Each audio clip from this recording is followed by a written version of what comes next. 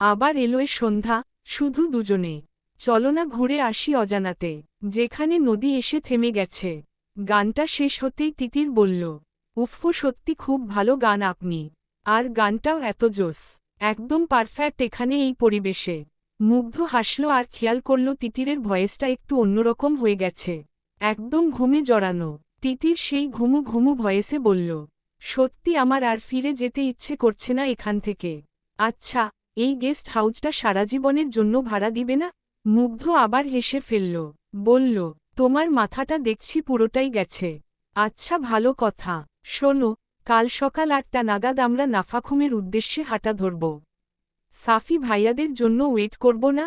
৮টা পর্যন্ত তো ওয়েট করব, তার বেশি সম্ভব না। বেলা বেড়ে গেলে হাঁটতে কষ্ট হবে, আর ওদের জন্য এত ভাবতে হবে না। ওরা ২৬ জন আছে, আমরা দুজন যেসব বিপদে পড়েছি ওরা সেসব বিপদে পড়বে না। ও আচ্ছা, যাও যাও, ঘুমাতে যাও এখন। তিতির মুগ্ধর দিকে তাকিয়ে বলল, আরেকটা গান শোনান না প্লিজ, তারপর ঘুমাতে যাব। কটেজের বারান্দা থেকেই দেখা যাচ্ছে রেমাক্রি গ্রামের ঘরগুলোতে হারিকেন আর কুপির আলোগুলো মিটিমিটি তারার মতো জ্বলছে। কটেজের সামনেই জ্বলছে জোনাক পোকা, আর জ্বলছে তিতিরের জন্য মুগ্ধর বুক। হঠাৎ মুগ্ধর মাথায় দুষ্টু বুদ্ধি চাপল, আর সাথে সাথে একটা দুষ্টু গান ধরল।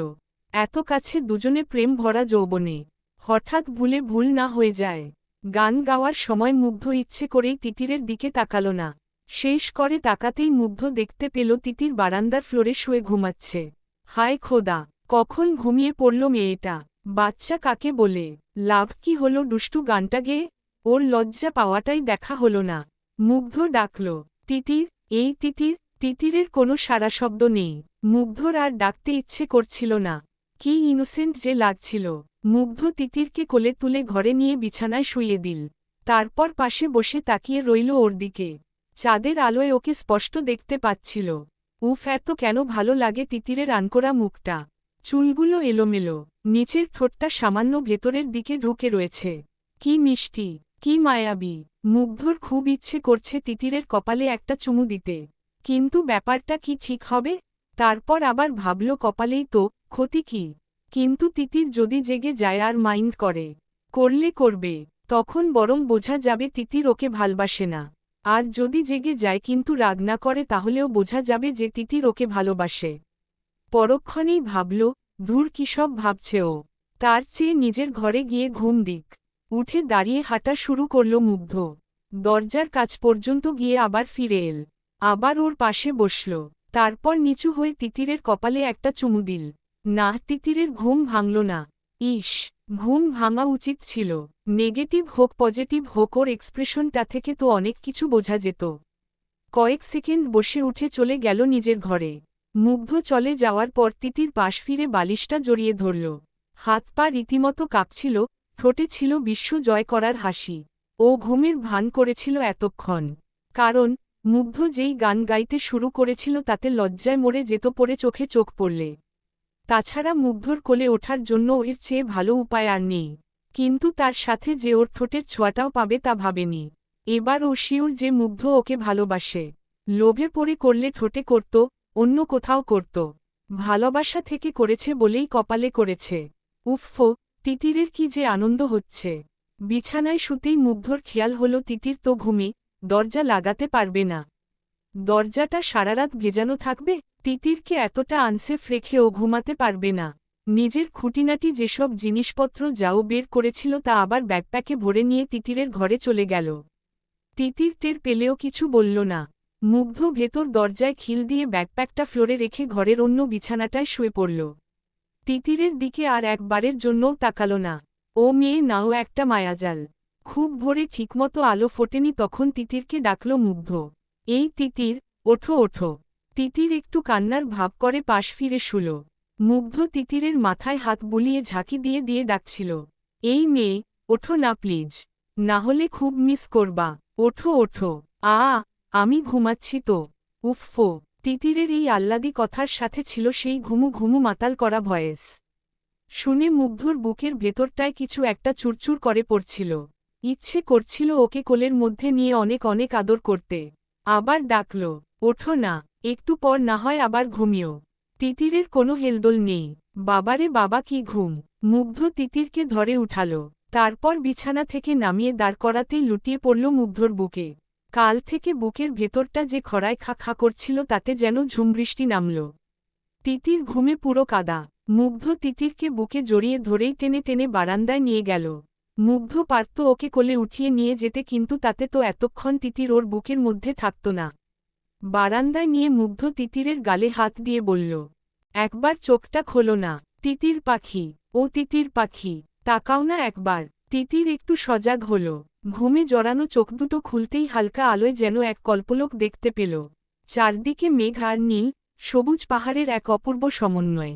প্রকৃতি যেন এখানে উজাড় করে রেখেছে এর রূপের ঝাঁপি। ছোট ছোট মেঘের ভেলায় চড়ে কোন এক অপরূপা রাজকন্যা যেন নেমে এসেছে পাহাড় রাজার দেশে। নীল আকাশ হতে সূর্যের আলো যেন সেই রাজকন্যাকে সোনার মুকুট পরিয়ে পৃথিবীর বুকে নেমে এসেছে উষ্ণ পরশে সকলের ঘুম ভাঙাবে বলে। তিতির তখনও মুগ্ধর বুকে মাথা রেখে শুয়েছিল। এসব দেখতেই সোজা হয়ে দাঁড়াল। কটেজের সিঁড়ি বেয়ে নেমে গেল সামনে। এখান থেকেই একপাশে ঘুমিয়ে থাকা রেমাক্রি বাজার দেখা যাচ্ছে। ছোট খাট একটি বাজার, দোকান প্রায় ৩০টির মতো। বাজারের চারপাশে দোকান আর মাঝখানটা ফাঁকা। আসলে এগুলো প্রত্যেকটি এক একটি বাড়ি। সামনের অংশটুকু দোকান আর পিছনের অংশে তারা বসবাস করে। অন্য পাশে দেখা যাচ্ছে সেই সাঙ্গো নদী, তার ওপাশে গহীন জঙ্গল, আরেক পাশে উঁচু উঁচু পাহাড়। খুব দূরের কিছু দেখা যাচ্ছিল না, হালকা কুয়াশা ছিল। তিতির এসব দেখে স্তব্ধ হয়ে গিয়েছিল। মেঘগুলো সামান্য উপরে উড়ে গিয়ে ধরতে ইচ্ছে করছে। মুগ্ধ পাশে গিয়ে দাঁড়াতেই তিতির একটা উঁচু পাহাড় দেখিয়ে বলল, আমাকে ওই পাহাড় চূড়াতে নিয়ে যাবেন একবার? এত ঘুমালে কিভাবে নিয়ে যাব ঘুমকুমারী? তিতির এবার আর রাগ করল না, চোখ বড় বড় করে তাকাল না। মুগ্ধর একটা হাত ধরে বলল, নিয়ে চলুন না ওখানে, যদি সম্ভব হয় আর কি। মুগ্ধও ফাজলামো থেকে বেরিয়ে এসে বলল, আমি তোমাকে ওখানে নিয়ে যাব বলেই ডাকছিলাম। তুমি তাড়াতাড়ি ফ্রেশ হয়ে নাও, জাস্ট ৫ মিনিটে, না হলে বিশাল মিস হয়ে যাবে। তিতির ৩ মিনিটে ফ্রেশ হয়ে জাস্ট একটা শাল জড়িয়ে চুলগুলোকে হাতখোপা করতে করতে বেরিয়ে এল। চলুন। তিতিরের ওই হাতখোপা করার দৃশ্যটা মুগ্ধর চোখে আটকে রইল। এই ছোট ছোট অতি সাধারণ ব্যাপারগুলো কেন যে মুগ্ধর এত ভালো লাগে। আর তিতিরের মধ্যেই বিধাতা যেন সব দিয়ে রেখেছেন যা মুগ্ধ সারাজীবন চেয়ে এসেছে। মুগ্ধর কাঁধে ছোট একটা ব্যাগ দেখে তিতির জিজ্ঞেস করল, ব্যাগ নিচ্ছেন যে? আমারও নিতে হবে? না, এত কথা বলার সময় এখন নেই। চলো তো। সময় নেই কেন? আর এত তাড়াহুড়োই বা কেন করছেন? বলবো, আগে তো চলো। মুগ্ধ তিতিরের হাত ধরে ধরে ওকে পাহাড়ের উপরে ওঠাচ্ছিল। অনেক খাড়া একটা পাহাড়, এটা কোন ট্রেইলের মধ্যে পড়ে না, তাই রাস্তাও নেই। পাহাড়ের খাজে খাজে পা বাঝিয়ে বাঝিয়ে উঠতে হচ্ছে। প্রায় ২০ মিনিট ওঠার পর ওরা সেই পাহাড়ের চূড়ায় উঠল। তিতির উঠেই বসে পড়ল, হাঁপাচ্ছিল। মুগ্ধ সেই ছোট ব্যাগটা থেকে পানির বোতল বের করে দিল তিতিরের দিকে। তিতির পানি খেয়ে বোতলটা মুগ্ধকে দিয়ে দিল। মুগ্ধ সেটা ব্যাগে রাখতেই তিতির বলল, আপনি পানি খেলেন না যে? তৃষ্ণা পায়নি? না, এটুকুতেই যদি হাঁপিয়ে যেতাম তাহলে কি উঁচু উঁচু পাহাড়ে ক্লাইম্বিং করে উঠতে পারতাম? তার মানে কি আমি কখনো ওসব পাহাড়ে উঠতে পারবো না? অবশ্যই পারবে, প্রথমেই তো আর কেউ পারে না, ট্রেনিং নিতে হয়। ওহ, মুগ্ধ হাত বাড়িয়ে বলল, হয়েছে, এবার ওঠো। তিতির মুগ্ধর হাত ধরে উঠে দাঁড়াল। মুগ্ধ তিতিরকে ঘুরিয়ে দাঁড় করাল। তারপর ওর পাশে দাঁড়িয়ে আঙুল দিয়ে একটা পাহাড় দেখিয়ে বলল, শোনো, ওই দিকে তাকিয়ে থাকো। হঠাৎ কিছু মেঘ এসে তিতিরের গায়ে লাগল। আর তিতিরের গায়ের সেই অংশটা ভিজে গেল। তিতির মুগ্ধর দিকে তাকিয়ে বলল, এই মেঘ মেঘ, ইস কি সুন্দর, আমার গায়ে এসে লাগল। নোড়ো না, এখনই তোমার গালে লাগবে। মুগ্ধর কথা শেষ না হতেই আবার মেঘ এসে লাগালো ওর গালে, মুখে, কানে। তিতির চোখ বন্ধ করে তা উপভোগ করল। পরের বার মেঘ আসতেই তিতির ধরতে গেল। আর মেঘ ওর হাতের উষ্ণতা পেয়ে গলে পানি হয়ে গেল। তিতির তা মুগ্ধকে দেখাল। মুগ্ধ হাসল। মুগ্ধর মেঘের দিকে কোন মনোযোগ নেই, ওর সব মনোযোগ এখন তিতিরের দিকে। মেঘ ও জীবনে অনেক দেখেছে, এখন তিতিরকে দেখার পালা। তিতির বাচ্চাদের মতো খালি মেঘ ধরার চেষ্টা করছে। হঠাৎ মুগ্ধ বলল, এই তোমাকে না বললাম ওই পাহাড়টার দিকে তাকিয়ে থাকো? কেন ওদিকে কি? কথা বলে পাহাড়টার দিকে তাকালো, কিছুই দেখতে পেল না। তারপর মুগ্ধর দিকে ফিরে বলল, পাহাড় তো সব জায়গা থেকে দেখা যায়, কিন্তু এত কাছে মেঘ কোথাও পাইনি। আমি মেঘই ধরব।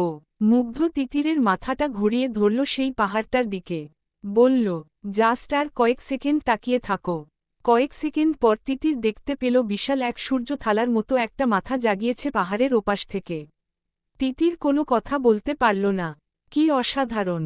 আস্তে আস্তে সূর্যের এক প্রান্ত পুরো পৃথিবীকে তাতিয়ে উপরে উঠছে।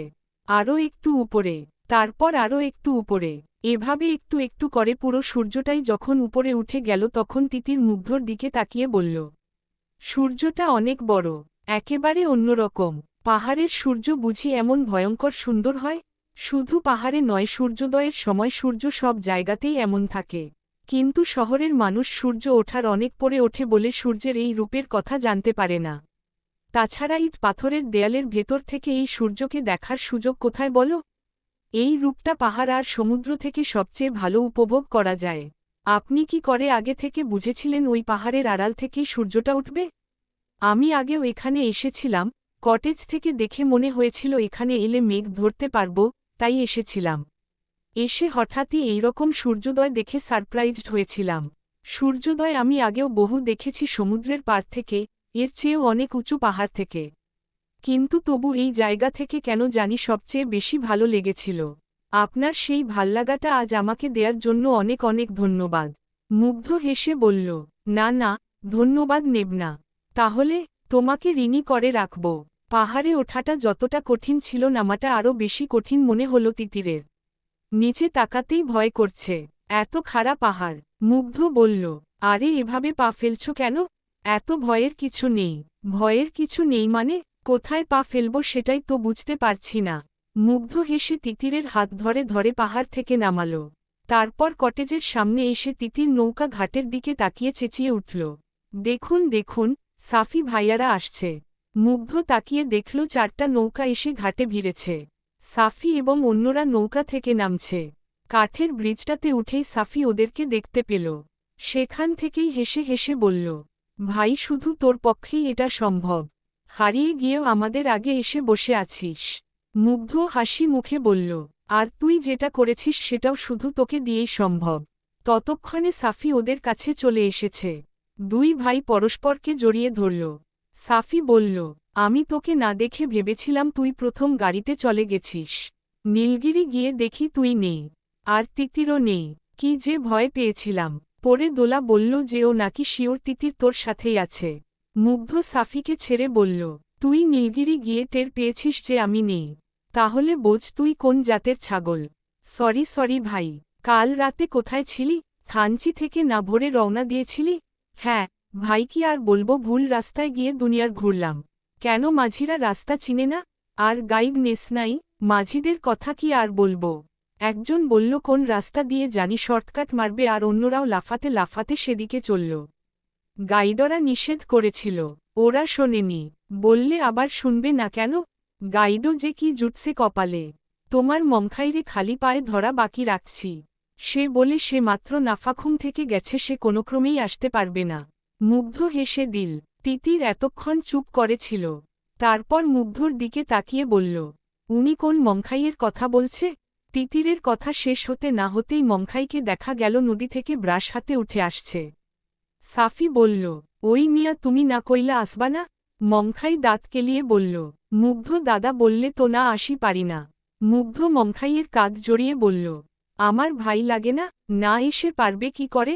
মমখাই লজ্জা পেয়ে মাথা নিচু করে রইল। তিতিরের ভালো লাগছিল। মমখাই মুগ্ধর কত ভক্ত, আর সেটা শুধুমাত্র ওর ব্যবহারের জন্যই। ওদের মতো মানুষদের এত আপন করে নিতে সবাই পারে না। মুগ্ধ বলল, তারপর রাতে কোথায় থাকলি তোরা? সন্ধ্যা নাগাদ কোনোক্রমে তিন্দু আসতেই ডুবো পাথরে ধাক্কা লেগে আমাদের নৌকাটা গেল উল্টে।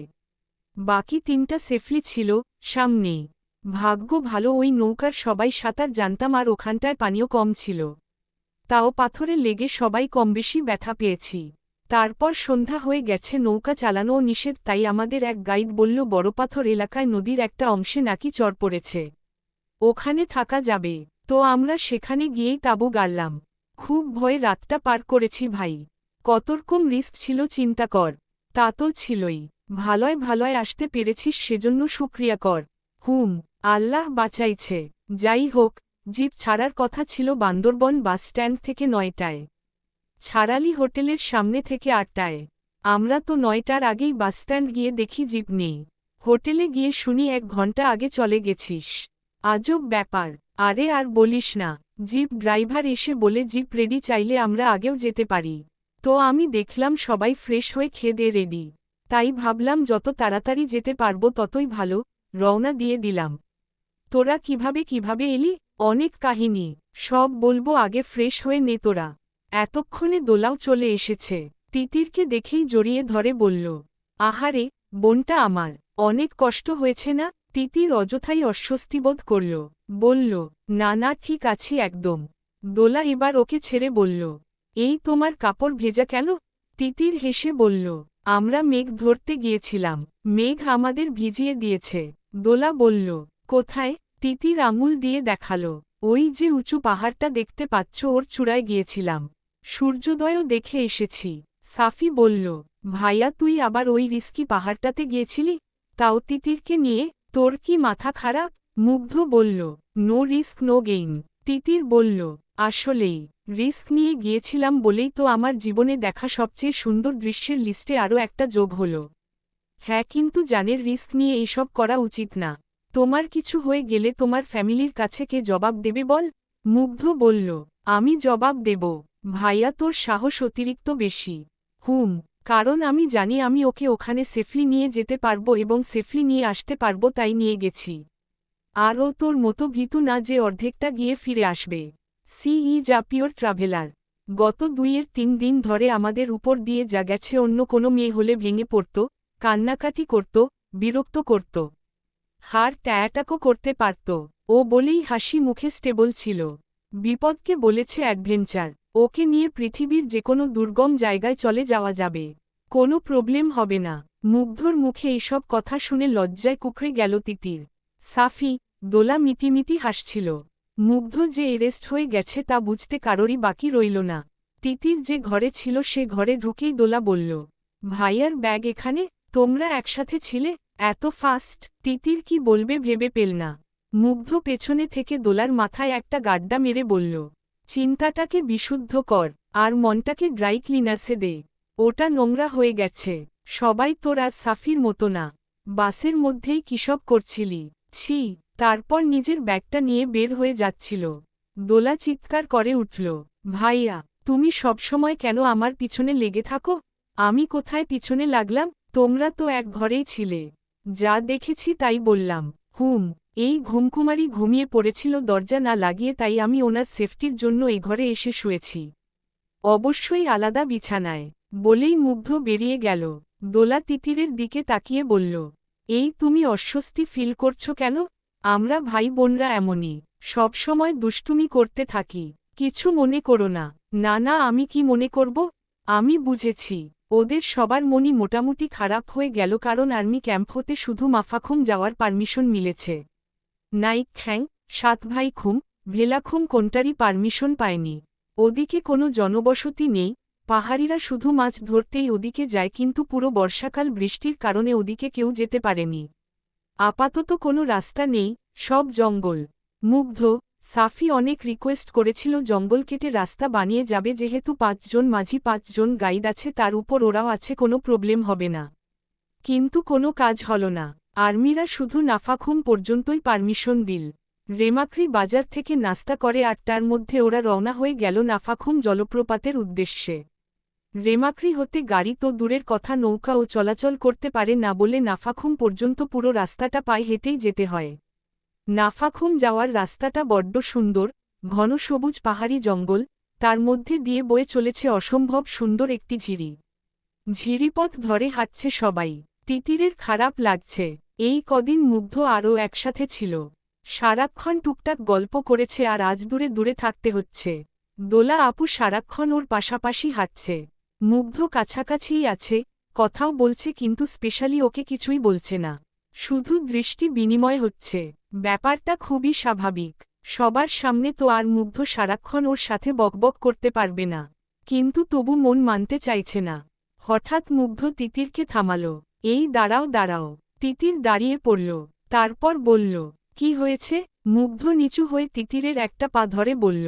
নড়ো না, জোকে ধরেছে। তিতির কোন কথা বলল না, কারণ ও টের পাচ্ছিল না জোকটা ধরল কোথায়। ব্যথা তো পাচ্ছে না, উল্টো দোলা চেঁচিয়ে উঠল। মাগো, এটুকু যেতে না যেতেই জোক? একটা ছেলে লবণ নিয়ে দৌড়ে এল। মুগ্ধ চেনে না তাকে।